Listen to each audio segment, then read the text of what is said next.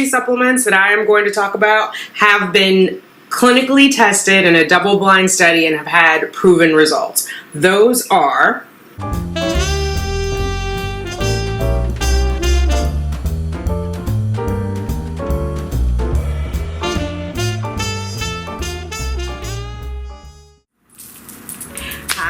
Thanks for clicking on Simply Tanika.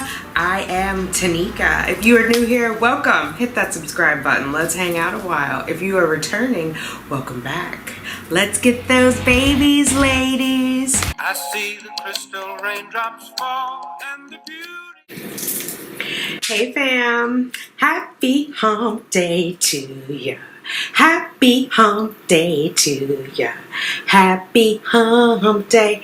Yes, let's get it in. Alright, so I am coming back to you guys with this supplement update. Yay! First of all, thanks for clicking on Simply Tanika. I am Tanika. If you are new here, welcome. Hit that subscribe button. Let's hang out a while. If you are returning, welcome back. What's up, fertility fam? Okay. Supplements. Before I go into the supplements, I want to lay out a disclaimer. Only 3 of these supplements that I am going to talk about have been clinically tested in a double-blind study and have had proven results. Those are melatonin, DHEA, and the Ubiquinol. Anything else is up for grabs. So use at your own discretion. I'm obviously not a doctor, but those are the only ones that have been, which is the gold standard for testing, that double blind. Those are the only ones that have been tested. The melatonin was tested in a Japanese study, and the DHEA and Ubiquinol were used in combination. The most prominent one is CHY, or CHR, which is here in New York, which is a fertility clinic. And they also have a disclaimer because they sell DHEA. I can't remember the brand they sell, but so they put a disclaimer on their site saying obviously they have a vested interest in it. So I want to say that first and foremost, because I know a lot of us read about a lot of supplements and we go out and spend money on them hoping that they will lead to our BFP, and there are no studies to indicate that they will. My philosophy is that the healthier we are, the more fertile we are, right? Like if we improved our health, we've improved our fertility. So having said that, I went and had my blood work done again to figure out, like, you know, what am I taking? Is it working? What do I need to take more of? What do I need to stop taking? Or what can I stop taking? Because let's face it, it gets expensive, right? So I already did the video where I went over my blood work, so I'll reference it a little bit here, but if you want more details about it, I will link that video here.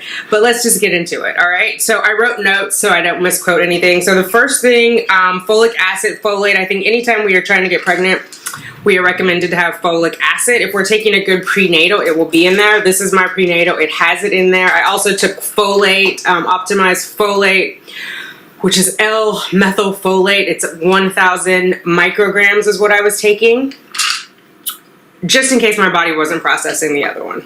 There was no need to worry about that because according to my test results, my folic acid came in, it was super high. It was 24.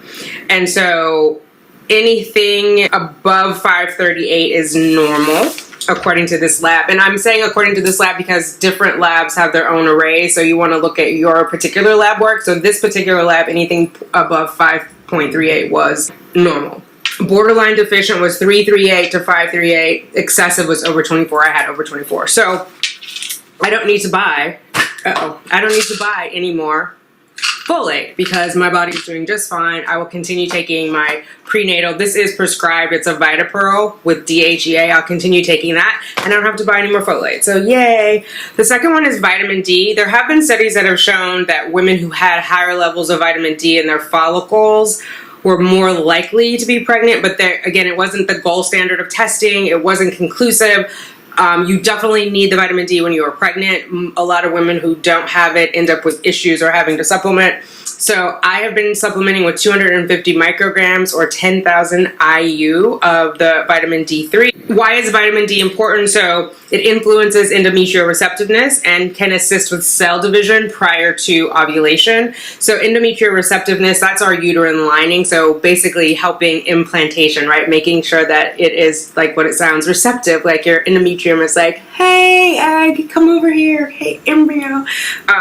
So that's why vitamin D is important. And a good way to get it is sunshine. I think I started it when it was not so sunny here in New York, and now summer is already over again. A natural way to get it and save money is to just get it via sunshine. So my vitamin D levels are 59.7. The last time I took them, they were 44.7. So the supplements have worked to increase that. And I've also been out like hiking. It's just been warmer, so I've gotten outside and gotten more natural vitamin D. The range for this lab, 59.7 puts me at sufficient. Their range is 32 to 100. So I'm on the lower side, I would say. Like if I were 80 or so, I'd say higher, but 59.7, lower to mid-range, but I'm sufficient. I'm within range. So that's good there. Oh, so another way to get vitamin D, let me just go through this. Diet. In addition to going outside, fish, mushrooms, vitamin D fortified like milk or yogurts if you're having those, or juices. Like I'm not drinking dairy. If you're not drinking dairy, you may not. I don't know if almond milk is, but I know sometimes I see in the grocery store like there'll be orange juice that's fortified with vitamin D. That's also a way for you to supplement yourself without having to spend on the actual supplements. There are very low instances of overdosing risk. This is one of the few supplements that has that. Research suggests that our ancestors likely had 3 times higher than we do today. So ancestors meaning way back in the day. They were, after dinosaurs. People who are at higher risk for deficiency are people with darker skin, like myself. People who have covered skin, so whether it's for winter or religious reasons, if your skin is covered, you're obviously not getting as much sunshine. So you're at higher risk for low vitamin D. If you live in the north area, also like I do, spend lots of time indoors, guilty as charged. So yeah, those are all good reasons for me to supplement. So I think based on what I see here, I will continue taking these vitamin D supplements. And it's vitamin D3. Sometimes you'll see it say vitamin D. Sometimes you'll see it just as D3, or you'll see it as vitamin D3. It's all the same thing. The Ubiquinol. So I have a separate video about Ubiquinol, which is the more readily absorbed version of CoQ10. So there's Ubiquinone and Ubiquinol. There's a whole video about that in DHEA. I will link that over here about all the benefits for that. But just quickly, I'll go into it here. Think of your eggs as being asleep, right? So we are born with all the eggs we'll ever have, but they're not all awake all the time. So they kind of wake up 3 months before they're going to be ovulated. They wake up and they're hungry like us. What's the first thing you do when you wake up? You need some sort of energy, right? I either go for, well, now I'm doing the apple cider vinegar, but it would be coffee or tea or something to kind of get me going. So the eggs are the same way. The mitochondria in the eggs have been asleep and they need something. Ubiquinol is good because it can give the mitochondria energy when they wake up. That can help them divide and do all the things that they need to do. Whereas, and just think it's kind of like Rip Van Winkle, because the older we are, the longer those eggs have been asleep. So the more coffee they're going to need. So that's where the Ubiquinol comes in. Recommended dosage if you're doing Ubiquinol is 300 milligrams, which is what I take. Normally when I'm taking a medicated cycle, I up it to 600 while I'm taking the pills, just because I feel like give those eggs extra energy. There's no basis for that other than in my mind. So if you're going to do Ubiquinone, you would need to take 600 because it's not as potent. So got that Ubiquinol of the CoQ10, it is 300 milligrams. Ubiquinone, you would need 600 milligrams. It would take several months to see any significant improvement in egg quality. So it's like all of the supplements, they recommend at least 90 days so that when that egg is first waking up, that it has all of these nutrients in it. You start taking it before it's kind of surrounded with it, and then, it wakes up into all this like gooey goodness of nutrients and exciting things that you've put there for it. Ubiquinol, you do want to take it with a meal. I recommend you take it with breakfast. It is going to give you a lot of energy. Well, it gives me energy. It's better to take it in the morning. If you're first starting out, I would actually recommend starting out at a lower dose just to see how your body responds. I would not take it in the afternoon. It would be like taking coffee at 6 o'clock in the evening and you want to go to sleep. Take it in the morning, my recommendation. Again, not a doctor, based on my use. And start off with a lower dosage just to see how your body responds. Does that make sense? Okay, so there was no way to test for that in my lab work because, again, it's feeding energy to the mitochondria. So we don't have any basis for that other than, again, there have been studies to show that it benefits. The older we are, the more sleepy our cells are, the more, and it is something that your body naturally produces. It declines as we get older. Same thing with the DHEA. It is naturally produced. It also declines as we get older. So, DHEA, they go together. So DHEA and ubiquinol are commonly, I moved the wrong one. DHEA and ubiquinol are commonly used together. The recommended dosage for DHEA is 75 milligrams every day. It is not testosterone. So a lot of people get that confused. It is a precursor to testosterone. It is an androgen. If your body is low on testosterone, it will convert it. But you do want to have it tested, I believe, before you start supplementing. So I had my DHEA checked previously. I did not have my testosterone checked last time. So I asked the doctor to test it this time just to see where I was. Let's see. These are out of order. You're out of order. Okay. The last time I had my DHEA tested, it was at 399, which is in February. This time it was at 92. I'm looking to have it in the range of an 18 to 30-year-old for purposes of fertility because I want to mimic what my body would have been doing when I was younger. The range for if I were 18 to 30 is 59 to 432. So I'm within range. I'd like to get back up closer to 399. I had stopped taking as much DHEA. I think I'd gone down to 25 milligrams. I am now going to, as I prep for IVF, go back up to 3 tablets a day, which is 75 milligrams. You want to make sure you get the microionized DHEA. So there we go. That is more readily absorbed by your body. You don't want to have, why spend the money, right, if your body's not able to efficiently utilize it? So this is more readily absorbed, microionized, 25 milligrams. Again, I would start out slow with these and see how you tolerate it. Some women have had experiences of extra like facial hair growth and or acne. When I first started taking it, I will say I experienced acne. I don't know if it was just from the DHEA or also like the fertility medication, but I definitely did experience that. Had to go to the dermatologist and now everything is in check. So ramp up with that because you could see things.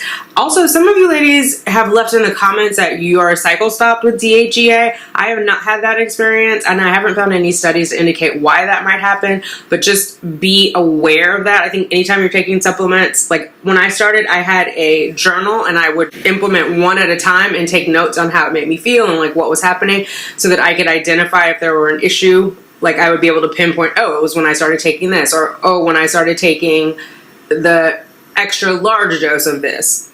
Does that make sense? Okay.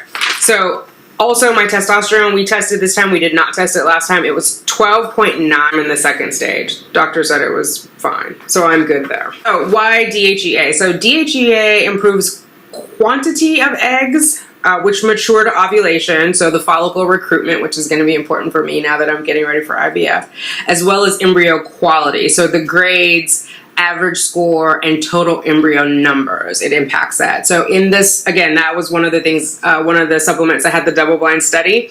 Those are the results that they saw. Those were proven in clinical trials. The results, it showed an increased pregnancy success where diminished ovarian reserve or poor egg quality were an issue. So I have diminished ovarian reserve, so also a good reason why I'm using that. Again, in the lab tests, in the clinical trials, there were increased success to pregnancy, so can't hurt, right?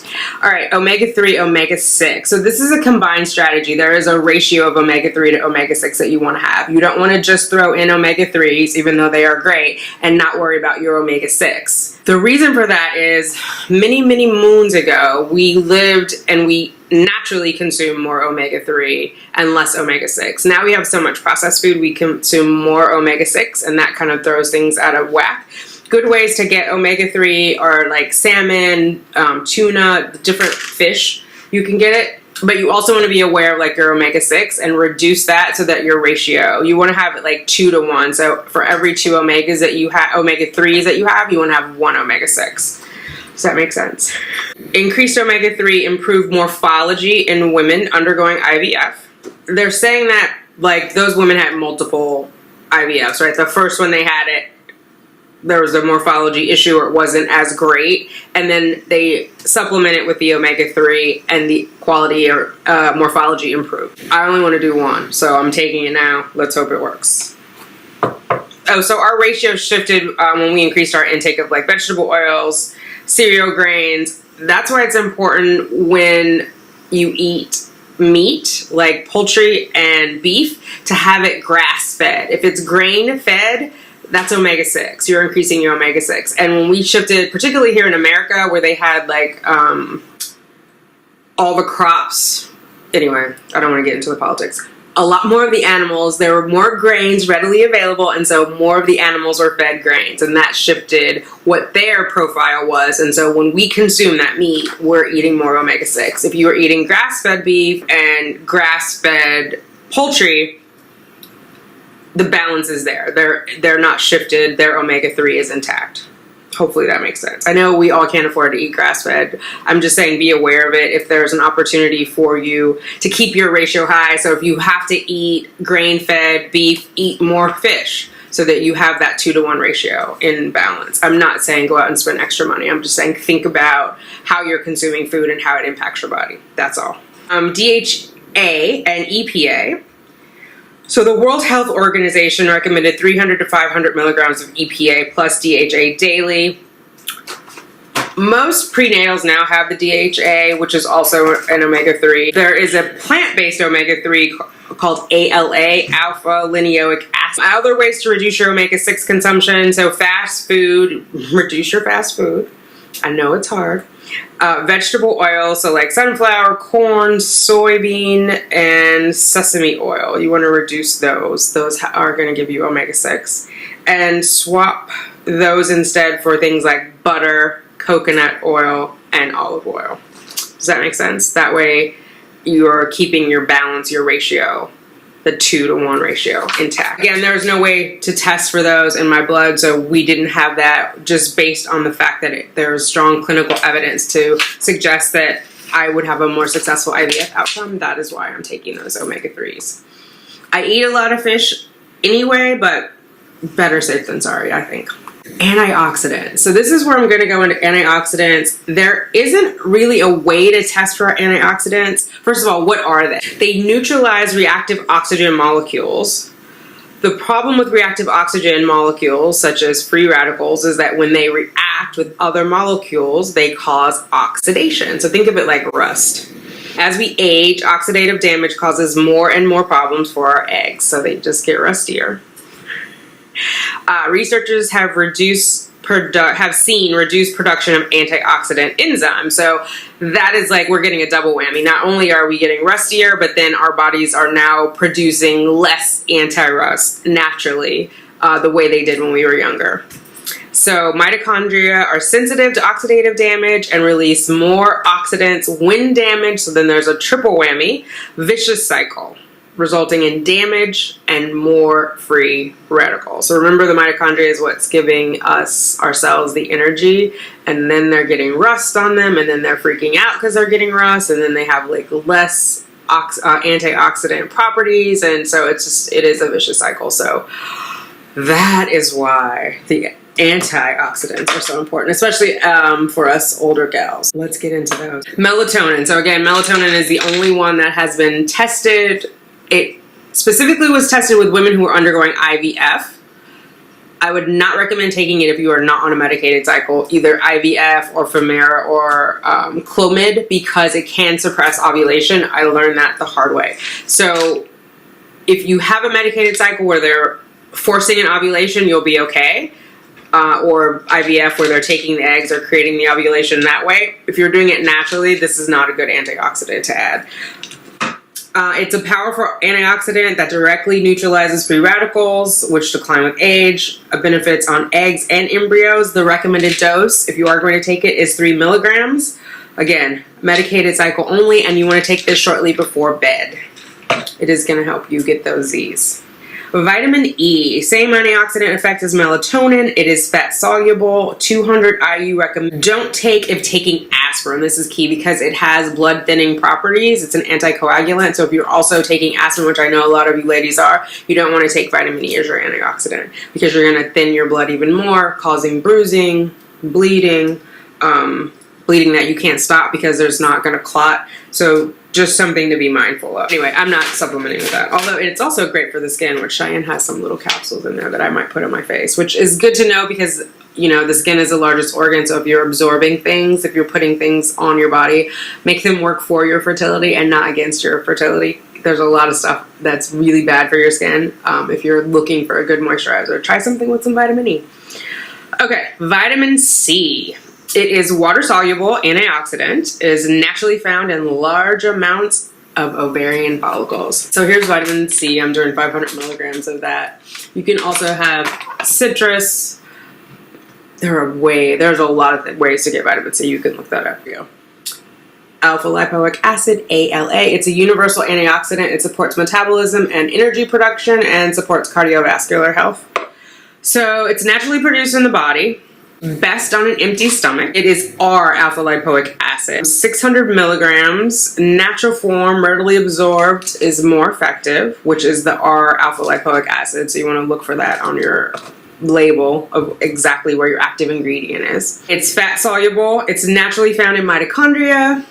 Taking ALA supplements, total antioxidant level in the bloodstream increases significantly, and there is an increase in the activity of antioxidant enzymes. It may lower thyroid hormones, so that could be good for you, could be bad for you. You know your specific condition. If you have a thyroid issue, talk it over with your doctor. It may also improve blood levels, blood sugar levels in diabetics.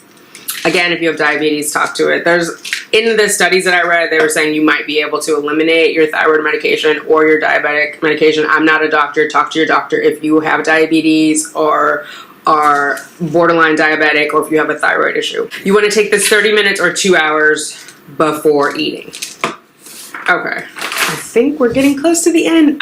NAC, which is N-acetylcysteine. I'll put it across the bottom of the screen. NAC. I'm taking 1,000 milligrams. Amino acid derivative and an antioxidant, and also boosts the activity of another critical antioxidant inside cells called glutathione, which is like the mother of all antioxidants in our body, and it's hard to get a supplement just for that. This is a precursor to it. Glutathione is hard to get a supplement because it's hard to absorb it in your body, like by taking it orally. Interestingly, this is used as an antidote to poisoning if you overdose from acetaminophen, so like Tylenol or paracetamol if you're in the UK. It's good for PCOS. It reduces insulin and testosterone levels. Antioxidant, improve egg quality, delay ovarian aging.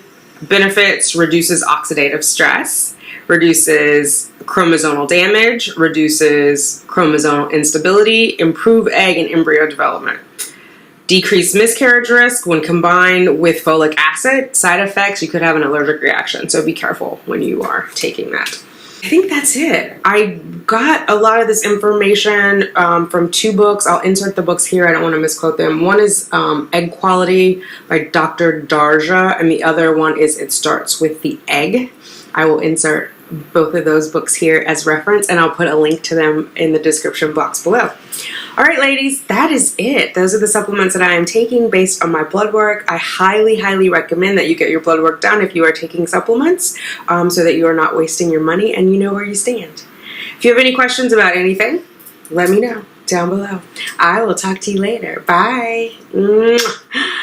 Baby dust to you all. I see the crystal raindrops fall, and the beauty of it all is when the sun comes shining through to make those rainbows in my mind.